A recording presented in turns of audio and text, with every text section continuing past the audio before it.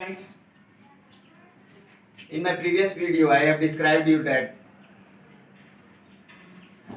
what is saturated solution, what is unsaturated solution, and what is supersaturated solution. Today, we are going to study the solubility of a solution, the solubility of a solute in a solvent. Previous video में मैंने आपको solution के types के बारे में बताया था कि सैचुरेटेड सॉल्यूशन क्या होता है, अनसैचुरेटेड सॉल्यूशन क्या होता है और सुपर सैचुरेटेड सॉल्यूशन क्या होता है। आज हम सॉल्युबिलिटी के बारे में स्टडी करेंगे कि कोई भी सॉल्यूट किसी सॉल्वेंट के अंदर किस तरह से डिजॉल्व होता है, उसे हम सॉल्युबिलिटी कहते हैं। सॉल्युबिलिटी होता क्या है? The amount of solute that dissolved in a solvent at fixed temperature and pressure to make it saturated solution। कोई सॉल्यूट का वो अमाउंट, मात्रा जो किसी सॉल्वेंट में डिसॉल्व हो जाए एक डेफिनेट टेम्परेचर और प्रेशर पे, जिससे कि वो सॉल्यूशन जो बने वो सैचुरेटेड हो। सैचुरेटेड मतलब और ज़्यादा उसमें सॉल्यूट ना मिक्स हो सके सॉल्वेंट में, तो इसे ही हम सॉल्युबिलिटी कहते हैं, उस सॉल्यूट का उस सॉल्वेंट के अंदर। तो सॉल्युबिलिटी क्या होता है बच्चों? The amount of solute in grams. आप सॉल्यूट का अमाउंट ग्राम में भी ले सकते हैं, लीटर में भी ले सकते हैं, आपको जिस यूनिट के रिस्पेक्ट में आपको लेना है, हम विद रिस्पेक्ट टू ग्राम में ले रहे हैं, ठीक है। The amount of solute in gram in 100 gram of water solvent. Water ले सकते हैं सॉल्वेंट के तौर पे या कुछ अदर सॉल्वेंट भी हम ले सकते हैं। In 100 gram solvent dissolve at a fixed temperature and pressure to make a saturated solution is called solubility of that solute in the given solvent. तो वह अमाउंट ग्राम में किसी सॉल्यूट का जो 100 ग्राम सॉल्वेंट में मिक्स हो जाए और उसे सैचुरेटेड सॉल्यूशन बना दे एक फिक्स टेम्परेचर और प्रेशर पर, तो उसे हम क्या कहते हैं? Solubility of that solute in the solvent करते हैं। सपोज करते हैं let the mass of the solute, let the mass of a solute, suppose करते हैं किसी सॉल्यूट का मास जो है वो हमारा कितना है? Small w gram, okay. And let the mass of a solvent, ये सॉल्यूट जिस सॉल्वेंट में डिसॉल्व हो रहा है, सपोज उसका मास जो है कैपिटल W ग्राम है, okay. Then solubility of the solution क्या हो जाएगा बच्चों? सॉल्युबिलिटी क्या हो जाएगा? Solubility is equals to mass of the solute upon mass of the solvent into 100 होता है। Solubility का फॉर्मूला क्या होता है? Mass of the solute upon mass of the solvent into 100 होता है। तो किसी भी सॉल्यूट का किसी सॉल्वेंट के अंदर सॉल्युबिलिटी क्या होगा? अगर सॉल्यूट का मास स्मॉल w है और सॉल्वेंट का मास कैपिटल W है, तो mass of the solute upon mass of the solvent into 100 होता है। तो यही उस सब्सटेंस की सॉल्युबिलिटी कहलाती है बच्चों, ओके। तो हम इस तरह से किसी भी सब्सटेंस की सॉल्युबिलिटी निकाल सकते हैं। अब हम इससे रिलेटेड आप को न्यूमेरिकल्स मैं कराऊंगा नेक्स्ट वीडियो में। आज हम सॉल्युबिलिटी के टर्म्स के बारे में कि सॉल्युबिलिटी को कौन कौन से फैक्टर्स इफेक्ट डालते हैं, टेम्परेचर का सॉल्युबिलिटी पे क्या इफेक्ट पड़ता है, प्रेशर का क्या इफेक्ट पड़ता है, आज हम ये स्टडी करेंगे। एक बार और इसे आप समझ सकते हैं कि सैचुरेटेड सॉल्यूशन जैसे कि पोटेशियम नाइट्रेट या फिर पोटेशियम क्लोराइड, 100 ग्राम वाटर है बीकर में, एक डेफिनेट अमाउंट तक ही पोटेशियम नाइट्रेट या पोटेशियम क्लोराइड 100 ग्राम वाटर में मिक्स होगा। उससे ज़्यादा मिक्स करने पर एक डेफिनेट अमाउंट तक जितना पोटेशियम क्लोराइड 34.7 ग्राम, हम जानते हैं पोटेशियम क्लोराइड 100 ग्राम वाटर पे 20 डिग्री सेल्सियस टेम्परेचर और 1 एटमॉस्फेरिक प्रेशर पे मिल सकता है। इससे ज़्यादा अगर हम इसमें मिक्स करेंगे तो ये नीचे बैठ जाएगा। तो maximum amount of solute 34.7 gram potassium chloride का 100 ग्राम वाटर में मिलता है, तो यह एक सैचुरेटेड सॉल्यूशन है। तो 34.7 ग्राम 100 ग्राम वाटर में सॉल्युबिलिटी हो जाएगी किसकी? पोटेशियम क्लोराइड की। अलग अलग सब्सटेंस की अलग अलग सॉल्युबिलिटी होती है, अलग अलग सॉल्यूट्स की अलग अलग सॉल्युबिलिटी होती है, अलग अलग टेम्परेचर और प्रेशर पे सॉल्युबिलिटी चेंज हो जाती है। तो सॉल्युबिलिटी को जो फैक्टर्स इफेक्ट डालते हैं जैसा कि टेम्परेचर और प्रेशर, आज हम वो स्टडी करने जा रहे हैं। Let's see the factors affecting temperature, factors affecting solubility of a solid. Effect of temperature and pressure on solubility of a solid. Generally जब हम सॉलिड को लिक्विड में डिसॉल्व करते हैं, जब सॉलिड का लिक्विड में डिसोल्यूशन होता है, तो जनरली क्या होता है, हम टेम्परेचर इंक्रीज करते हैं तो सॉलिड लिक्विड में मिक्स हो जाता है, ऐसा बोला जाता है। लेकिन ये सही नहीं है स्टूडेंट्स। जरूरी नहीं है कि कोई भी सॉलिड टेम्परेचर इंक्रीज करने पर ही लिक्विड में मिक्स हो जाए। जैसे कि मैंने आपको सॉल्यूशन के टाइप्स में बताया था कि जब सैचुरेटेड सॉल्यूशन बन जाता है और उसको हमको अनसैचुरेटेड में कन्वर्ट करना पड़ता है, जिससे सुपर सैचुरेटेड, ठीक है ना, सॉल्यूशन बनता है, जो कि एक मेटाबॉलिक स्टेट होता है सॉल्यूशन का।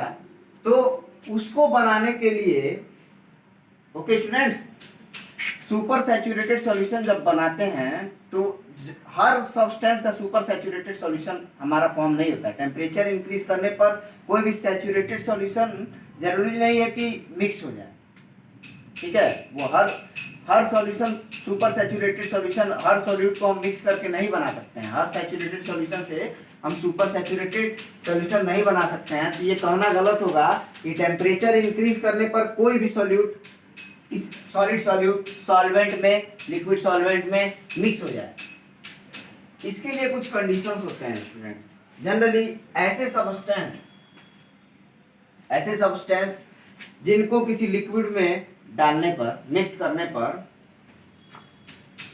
हीट एनर्जी एब्जॉर्ब करते हैं।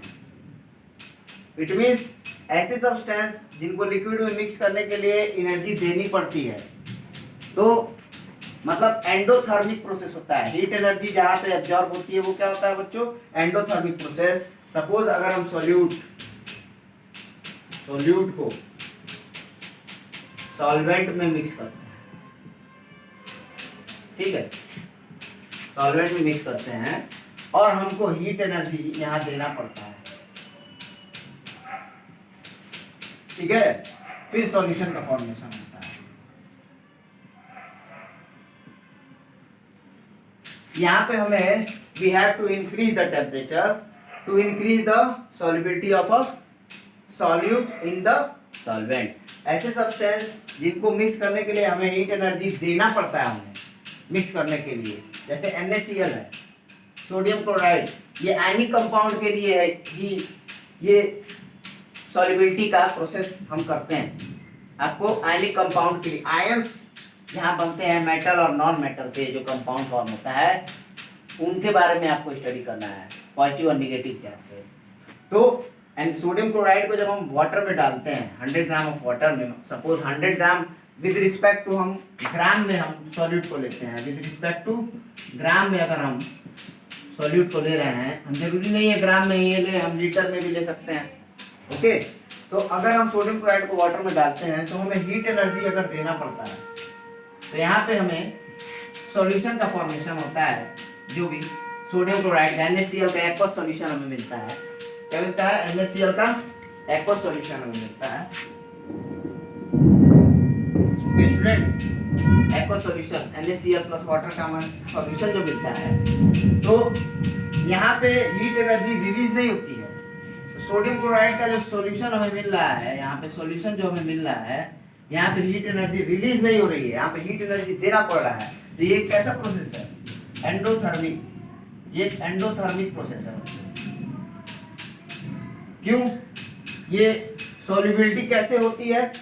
ये NaCl जो है Na प्लस और Cl माइनस में टूट जाता है बच्चों वाटर में, और इसके चारों तरफ वाटर जो है, वाटर के मॉलिक्यूल्स इसको घेर लेते हैं, और ये प्रोसेस इस तरह से NaCl इसमें डिजॉल्व हो जाता है। यहाँ पे NaCl एनर्जी नहीं देता है, जबकि हीट एनर्जी इसको कहाँ से मिलता है बच्चों?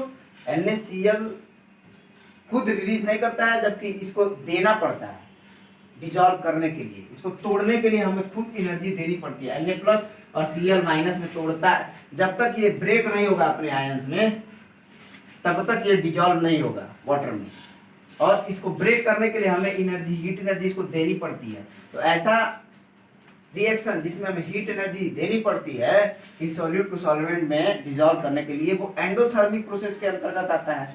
तो ऐसे सॉल्यूट जो सॉल्वेंट में मिक्स होते हैं एंडोथर्मिक प्रोसेस से, वहां पे हमें टेम्परेचर इंक्रीज करना पड़ता है, तब हमारी सॉल्युबिलिटी क्या होती है? बढ़ जाती है, इंक्रीज। जनरली प्रेशर का सॉलिड को जब हम लिक्विड में डिजॉल्व करते हैं तो प्रेशर का कोई इतना इफेक्ट नहीं पड़ता है, जबकि कुछ सॉल्यूट ऐसे होते हैं जो खुद हीट एनर्जी रिलीज करते हैं। कुछ सॉल्यूट क्या करते हैं, जब सॉल्यूट, कुछ ऐसे सॉल्यूट भी होते हैं जो सॉल्वेंट में मिक्स करने पर सॉल्यूशन जब फॉर्म करते हैं तो वो हीट एनर्जी निकाल देते हैं, उनसे हीट एनर्जी रिलीज होती है। तो ऐसे सॉल्यूट्स एक्सोथर्मिक प्रोसेस के थ्रू सॉल्वेंट में मिक्स होते हैं। किस प्रोसेस के थ्रू? Bye exothermic process.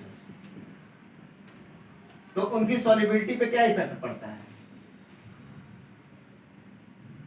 उनकी जो सॉल्युबिलिटी होती है बच्चों, वो टेम्परेचर वहां पे हमें इंक्रीज नहीं करना पड़ता है, टेम्परेचर वहां डिक्रीज करना पड़ता है, क्योंकि हमें पता है जब वो हीट एनर्जी खुद ही रिलीज कर रहे हैं, यानी जब उस सॉल्यूशन का फॉर्मेशन हो रहा है तो वो सॉल्यूशन गर्म है, और उसमें हम और ज़्यादा हीट एनर्जी देंगे तो वो उसमें मिक्स नहीं होगा, क्योंकि हमें पता है कि हीट हमेशा हायर कंसंट्रेशन से लोअर कंसंट्रेशन की तरफ मूव करता है। ठीक है, हीट जो है ज़्यादा टेम्परेचर से कम टेम्परेचर की तरफ मूव करता है। तो जब वो हीट एनर्जी रिलीज करेंगे तभी वो मिक्स होंगे, तभी उनका आयंस ब्रेक होगा। जैसे कैल्शियम कार्बोनेट मतलब लाइमस्टोन, आप जानते हैं चूना पत्थर, लाइमस्टोन को जब हम वाटर में डालते हैं तो हमारा क्या होता है? Ca प्लस, Ca2 प्लस और CO3 2 minus calcium carbonate, calcium ion और कार्बोनेट आयन में टूटता है। मैंने बताया कि जब आयनिक कंपाउंड्स अपने आयन में टूटते हैं तभी क्या होता है? वो सॉल्यूशन का फॉर्मेशन करते हैं। जनरली आपके बुक में इतना नहीं बताया है, आपको बस इतना जानना है कि ऐसे कंपाउंड जो हीट एनर्जी रिलीज करते हैं मिक्स होने पर सॉल्वेंट में निकालते हैं, वो एक्सोथर्मिक प्रोसेस को करते हैं। एक्सोथर्मिक मतलब हीट एनर्जी रिलीज करते हैं, तो उनको मिक्स करने के लिए टेम्परेचर हमको इंक्रीज नहीं करना पड़ता है। ओके, टेम्परेचर क्या करना पड़ता है? डिक्रीज करते हैं तो उनकी सॉल्युबिलिटी और ज्यादा बढ़ जाती है बच्चों। तो ये हमारा क्या है, इस तरह से ये और भी बहुत सारे कंपाउंड ऐसे हैं तो टेम्परेचर कम करने पर उनकी सॉल्युबिलिटी बढ़ जाती है। जैसे कैल्शियम सल्फेट हो गया, कैल्शियम एसीटेट हो गया बच्चों, कैल्शियम एसीटेट। ठीक है, ये ऐसे कंपाउंड्स हैं जो टेम्परेचर बढ़ाने पर उनकी सॉल्युबिलिटी नहीं बढ़ती है। तो आप जनरली ये याद रखिएगा कि सारे कंपाउंड का टेम्परेचर इंक्रीज करने पर उनकी सॉल्युबिलिटी जरूरी नहीं है बढ़ेगी। हर कंपाउंड में ये कंपल्सरी नहीं है कि टेम्परेचर बढ़ाने पर ही सॉल्युबिलिटी सॉलिड की लिक्विड में इंक्रीज हो। बहुत सारे ऐसे कंपाउंड होते हैं जिनकी टेम्परेचर कम करने पर सॉल्युबिलिटी बढ़ती है। ठीक है, जो कि एक्सोथर्मिक प्रोसेस के थ्रू सॉल्वेंट में मिक्स होते हैं, जबकि एंडोथर्मिक प्रोसेस के थ्रू जो मिक्स होते हैं मतलब हीट एनर्जी जिनको देनी पड़ती है, उनका टेम्परेचर इंक्रीज करने पर वो किसी सॉल्वेंट में मिक्स होते हैं। ओके स्टूडेंट, तो ये सॉल्युबिलिटी थी सॉलिड का लिक्विड में, सॉलिड किस तरह से लिक्विड में डिजॉल्व होता है, उसका टेम्परेचर और प्रेशर का इफेक्ट क्या होता है। प्रेशर जनरली सॉलिड का लिक्विड में डिसोल्यूशन के लिए बहुत ज़्यादा इफेक्ट नहीं डालता है। ओके स्टूडेंट, आपको सॉलिड का लिक्विड में सॉल्युबिलिटी स्टडी करना था। गैस, अगर किसी गैस को हम लिक्विड में डिसॉल्व करते हैं तो जनरली वो कैसे डिसॉल्व होता है स्टूडेंट? गैस को लिक्विड में डिसॉल्व करने के लिए जनरली हमें प्रेशर इंक्रीज करना पड़ता है।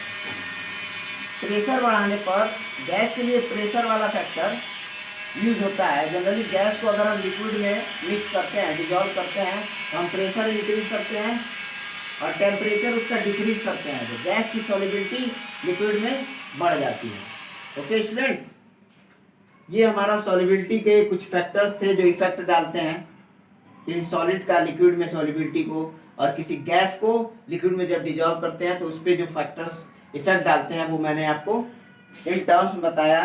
नेक्स्ट वीडियो में हम कुछ न्यूमेरिकल सॉल्व करेंगे सॉल्युबिलिटी से रिलेटेड। Thank you.